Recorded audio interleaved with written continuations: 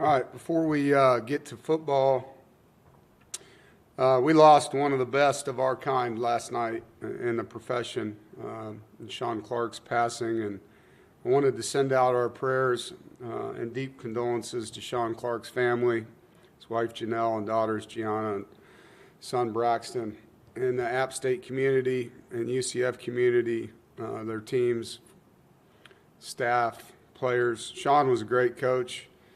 He's a better man and a good friend, a man that loved his family, his players, and he loved the game and the brotherhood. And that's what this is. It's a brotherhood, this fraternity of coaching. And over the years, I've been able to have the privilege of getting to know Sean and meeting his wife, and we've become good friends. When my son Jacob moved in at App State, Sean reached out, asked for his phone number, called him on the phone, picked him up, took him to lunch. Hadn't met him his whole life. That's just the kind of guy he was. And got to see him at a lot of events. He used to come over here and hang out in clinic, went fishing together. It's just a great human being, and it's a massive loss. And we're praying for his family. I know how hard and how much pain his family's in. And he had a huge impact on so many people, that'll have a generational feel for all the players he's helped and mentored and staff that he's mentored and community that he was such a huge part of there in Boone as a player and a coach. And it's sad, when you lose somebody like that. And he'll be missed. I know his legacy will be felt for generations to come, and we're praying for Janelle and her family and for the communities that lost Sean. 50 years old is too young. And we love you and we miss you. Moving on, we had a tough loss, Saturday at Duke, and it was a game that we totally had an opportunity to win, and it was a three-phase loss. And there was multiple times in the game that we did really good things, and multiple times in the game where we shot ourselves in the foot. And it's a hard way to learn a valuable lesson. And that's what losses are. They're a lesson, and they give you perspective. We do preach, believe it or not, to ad nauseum, the value of not beating ourselves in life and in football. When you have unforced errors in any sport, you have to be able to overcome them. And when you have too many unforced errors, which in football, penalties, turnovers, costly penalties, it gets hard to overcome your own mistakes. And it's something that sometimes you need proof of concept with young people for that to sink home. And I think that's the positive that comes out of a loss, is that you get a real-life example of what it takes to win a football game. The other games we've been able to come back and win in, we didn't have turnovers, and we had 4. And we weren't stellar on special teams by any means in those other games, but we didn't lose the game either. And so there was 11 points in that game, starting with our first defensive drive, where we stopped them, had them 4th and 9, and they hard count our punt return team, and we jump off sides and give them a 4th and 3, which they convert and eventually score, have a field goal blocked, 3 more points, and miss an extra point. It's 11 points, that normally in a game your special teams wouldn't have that kind of impact on the scoreboard, and unfortunately in this game it did. It's the first time in my coaching career as a head coach that I've had a field goal blocked in a game. And so something that, and a missed extra point, haven't had that either. So, it was a tough night. And we did a lot of good things, but not enough. And so, Duke deserves credit for making the plays. They beat us. At the same time, we know that we beat ourselves and gave them a big help in that process. But I do know that things like this can propel your football team. It really digs, cements in a lot of messaging that's been given on the importance of understanding it and not just hearing it, but absorbing it and putting it into action in your focus as a player. Offensively, we were really good at moving the football. We had passed for over 350 yards, and CJ threw a lot of nice passes. The skill guys made good catches for him. Terrell Anderson obviously had a big game. Hollywood continues to be an explosive player. We had 11 explosive plays. 2 of them were big touchdowns. In the red zone, scored 3 out of 4 touchdowns and would have been 100% if we didn't have the field goal blocked. So continue to be efficient in the red zone. Short yardage continues to be a strength. Getting, 3rd and 1s, 4th and 1s in games to extend drives. And obviously the fake punt was part of that. On first down, we're averaging over 5 yards, per play, which is really efficient. And we improved on 3rd down in medium and 3rd down long on offense, which was a goal. We scored 33 points. And, when you only go out on the field with your punt team one time, you're doing some good things. And obviously the turnovers were the tell of the game because it led to some short fields for our defense. They only had like 100 yards in the first half, but they were able to score 21 points because of the field position. And so, that was a big part of what happened. We built a lead, let them come back. And I think that, the play before the half was a huge momentum play, a frustrating play. Again, I said this after the game, but trying to draw them off sides. If they jump, we're going to snap the ball and take a free shot. We thought that their defensive end was in the neutral zone. The official didn't, and unfortunately we threw the ball to them. And that was a big momentum play because, if they don't jump off sides, we bang a timeout and go out and try to make a field goal.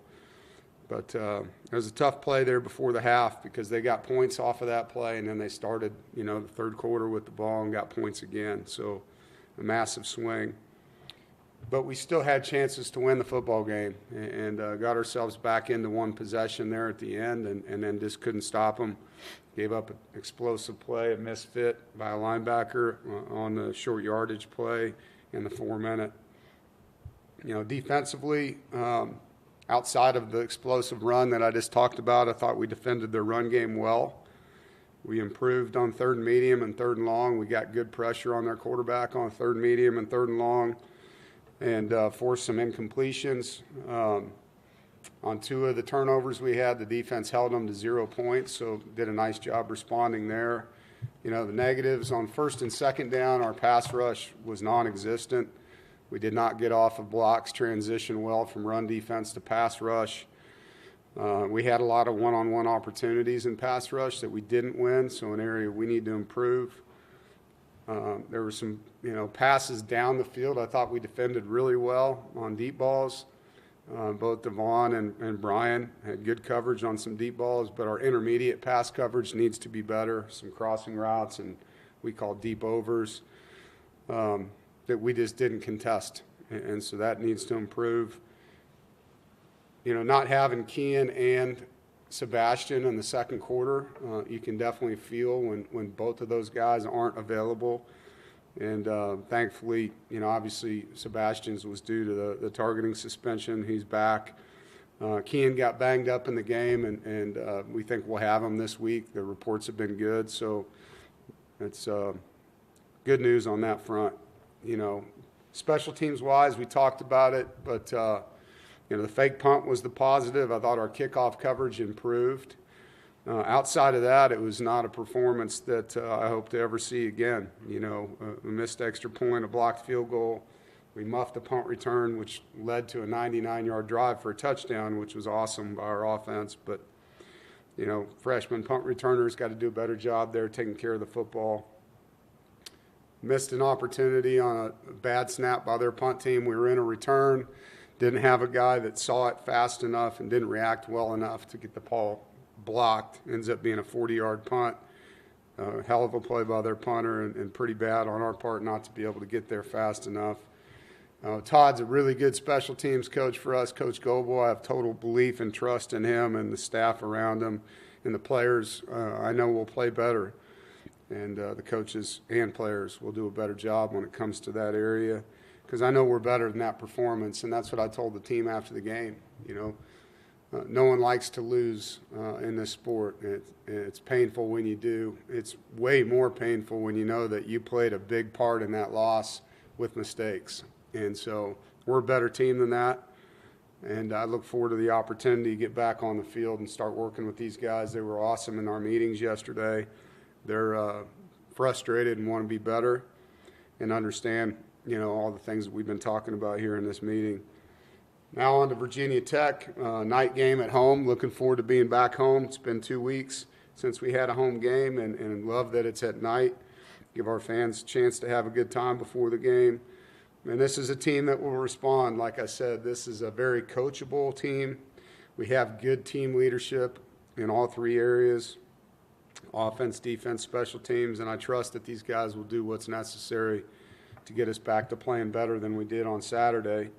When you talk about our opponent, offensively it starts with their quarterback. Drones is a big athletic guy. He's got a big arm.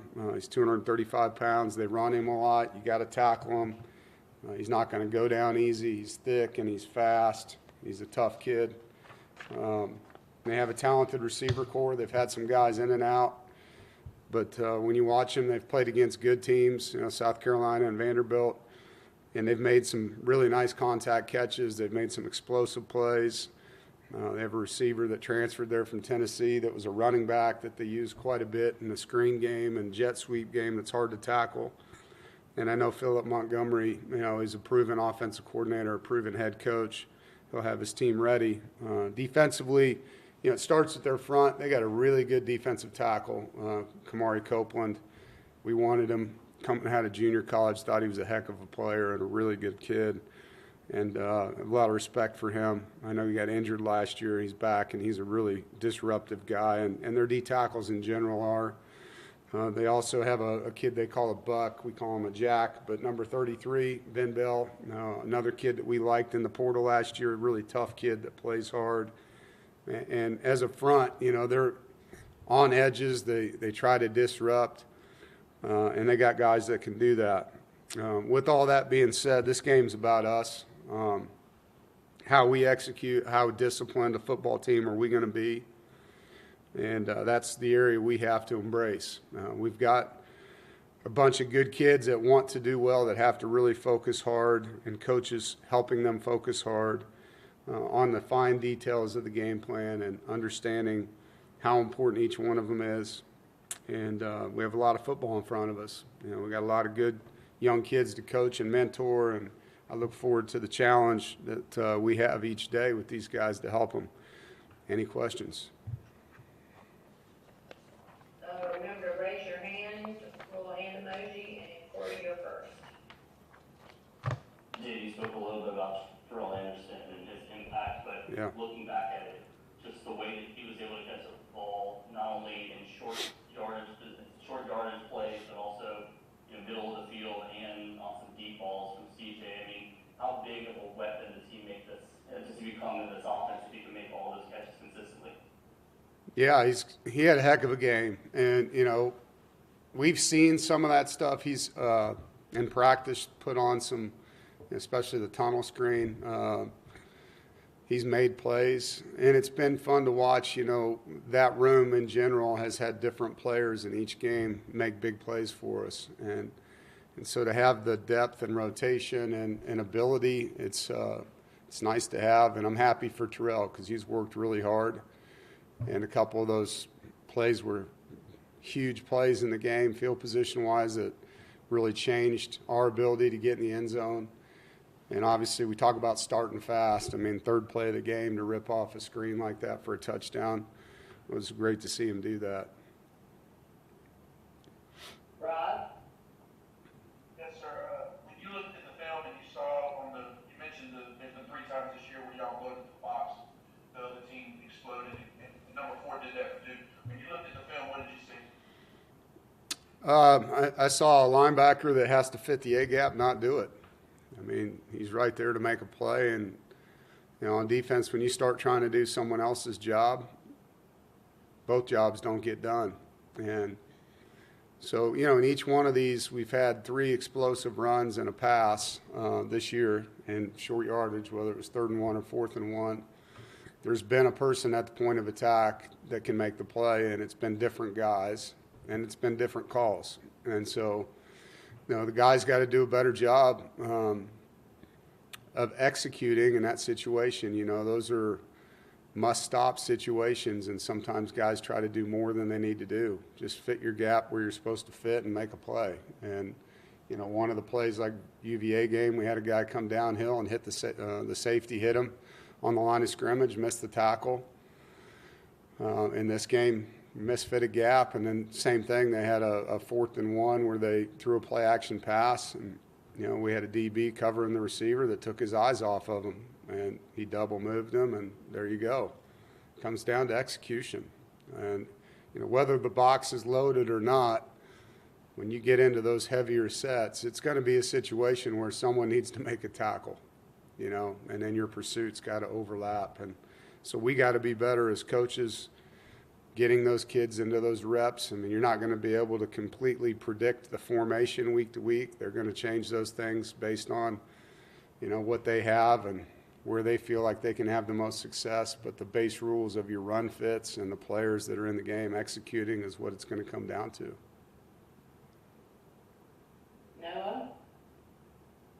Hey, Coach, you guys were able to get Kevon Carter in the game on defense. What's it been like seeing his development, coming in this summer and really earning some opportunities now? Yeah, he's a really talented young man. He proved to us in training camp that he's a fast learner and can make plays. He did a great job in both our scrimmages, and we told him we were going to play him and get him on special teams. He starts on 2 or 3 of our units now, and that through that time he would show us whether he's ready or not to play on defense. And, with Kean being banged up in the game and Sebastian being out for the first half, with it being, our 4th game, he's had 3 games of on-the-field play where he's gotten better and better, and it's an opportunity for us to use our depth and for him to continue to grow in the package because he's a really talented young player. We're excited about him.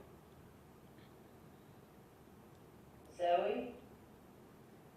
How do you plan to regroup your team while they're going through a hard time on the field? Well, you just stick together. I mean, the first thing you do is you block the outside noise. There's a lot of people, when you lose games that turn on you, and that's what you don't listen to. You turn to each other.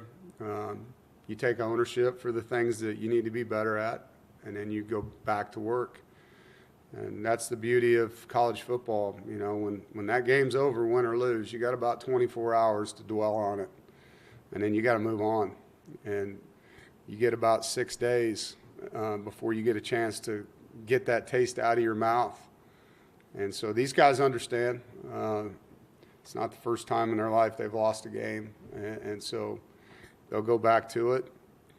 And the thing that, they're so mad because they know that they threw it away, with mistakes. And there's going to be a lot of learning in that, and there's going to be a lot of growth in that. And so I'm excited to see those guys come back and be a much better version of themselves. But we got a lot of work to do. Habits are formed daily, winning habits and losing habits daily. And that's what we do in practice. You go to practice to build habits as coaches and try to erase bad habits. And it takes repetition, and players got to be really focused to get the kind of habits you want on and off the field. Murph? Yeah, thanks. First, Dave, sorry for your loss. That really stinks. I wanted to ask about CJ, and they obviously had a huge day, passing the ball, finding spots, tons of yards. They had the mistakes. How do you talk to him about, you don't want to lose that aggressiveness, but you also want to balance it by taking care of it? Yeah.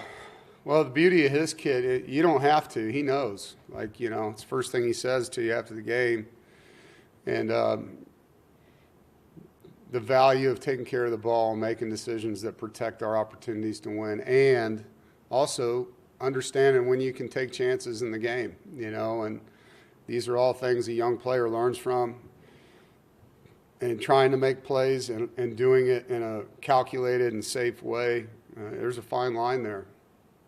Fine line. And, you know, the first turnover of the game was the interception, and that was a pass protection. I mean, we got beat on a line stunt up front, which got to his hand, and he wasn't able to finish the throw. And so there's, you know, that one. You know, the other ones, he can definitely, in his mind, replay those plays and think about what he would do differently, you know. And so he's going to learn from that, like every player on the team does when they make mistakes, and the guys around him got to help him. I always say that. Like, turnovers are not the guy that turned the ball over's fault all the time, you know. If you would have blocked somebody a little better, maybe that guy wouldn't have hit the guy carrying the football, right? If you would have ran your route a little bit more like we coached you to do and not cut it short or took it a little more inside, then the coverage would have been better for us to throw the football in there. And it always goes back to the guy that did it, and I understand that. But there's a lot of people around these guys that are a part of this that can create a better pass pocket for him to throw out of or run a crisper route in that situation, you know. And so all these things are moments to grow from, and that's what's awesome about CJ. Like, he's the first guy to own anything that he didn't think he did well. And the minute you do that, you give yourself a license to get better. Rob? Yes, sir. How dangerous are teams that make mid-season changes in your coaching experience? Does it make it harder to scout? Yeah, I've seen it go both ways. You know, obviously last year you saw ECU do that, and their team won 5 out of 6 after the change. And so it's hard to say on the scouting side of things, you know, because they've had one game and it wasn't much of a game against Wofford. They blew them out. And so it's hard to say. How much can you change? You know, I think the mindset can change. Schematically, it's hard, you know, especially when you're not in a bye week, to change a lot of things. But, you know, it's Virginia Tech, man. They got good players there, and it's a proud program. A lot of kids on that team that a lot of teams in the ACC recruited. And so we know we're going to get a fight. Like, we know that. And like I said, that's their responsibility to take care of their team. Mine is to get ours better. And we got to be a lot better on our side, regardless of what they decide to do over there. Noah? Yeah, Coach, you talked about CJ being kind of one of his toughest critics and being the first that owning a mistake. How important is that in the development of a young quarterback, of him owning that right away before you even have to say it? I think it's critical for anybody. I mean, especially somebody that's in a leadership position, you know, because a lot of people in this world will make excuses and blame others or complain. People that own things have a chance, like I said, a license to improve. And he does that naturally. He does that because how he was raised, and his family did a great job bringing him up. And that's why he gets better fast. That's why you see the improvements you see in him as a player. All right, I don't see any other hands up. Thank you, guys.